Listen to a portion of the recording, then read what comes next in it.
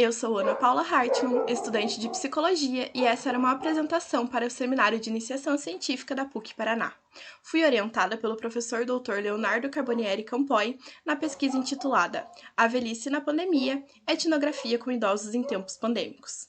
Nessa pesquisa, parte-se do entendimento de que a velhice é um fenômeno cultural permeado por estereótipos que a reduzem a uma fase de vulnerabilidade e perdas, principalmente em instituições de longa permanência para idosos, as ILPIs. Então, na busca por identificar o quadro complexo dos impactos pandêmicos, compreendemos que o envelhecimento institucionalizado no Brasil orienta as experiências da velhice, os seus fatores psicossociais e a sua classificação simbólica.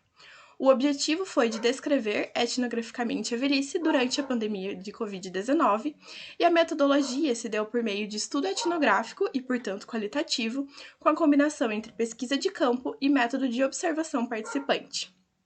A coleta de dados se deu por meio de diário de campo, entrevistas abertas, relatos e obtenção de documentos em uma instituição de longa permanência para idosos de Curitiba, com visitas semanais à instituição, que consta atualmente com 23 residentes de 60 a 90 anos.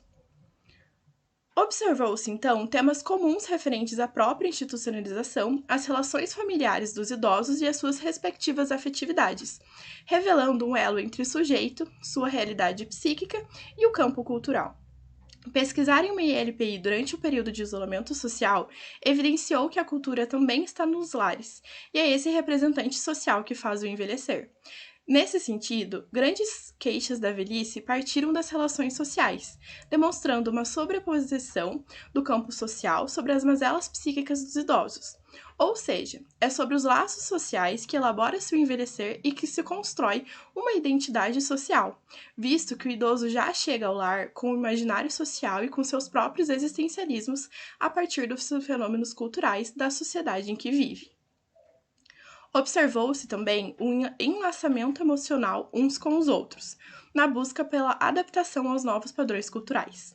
Na ausência das famílias, os velhos relacionavam-se com os familiares, chamando uns aos outros de tio, vó, mãe.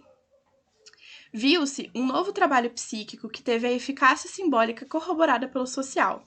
Ou seja, os idosos criaram uma família institucional possibilitadora da envelhecência, na qual denominei de família mundi. No entanto, mesmo diante do isolamento emocional muito anterior à pandemia, viu-se que os idosos se regeneram de qualquer modo, psiquicamente e culturalmente. Esse modo de vivenciar a pandemia e os seus entrelaçamentos revela também a relação do interior do ser e do interior do lugar onde se vive o ser. Conclui-se, então, que em crises sociais e na vivência pandêmica, os idosos foram mais capazes que os jovens de vivenciar emoções mais complexas, como lidar com a finitude da vida, do adoecer, e apresentaram maior satisfação com a vida, menos ansiedade diante da pandemia e maior senso de transcendência, tornando-se assim menos expostos à vulnerabilidade psicológica.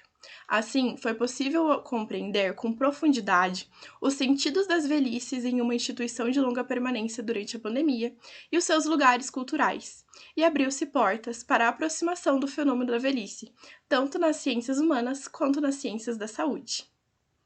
Muito obrigada!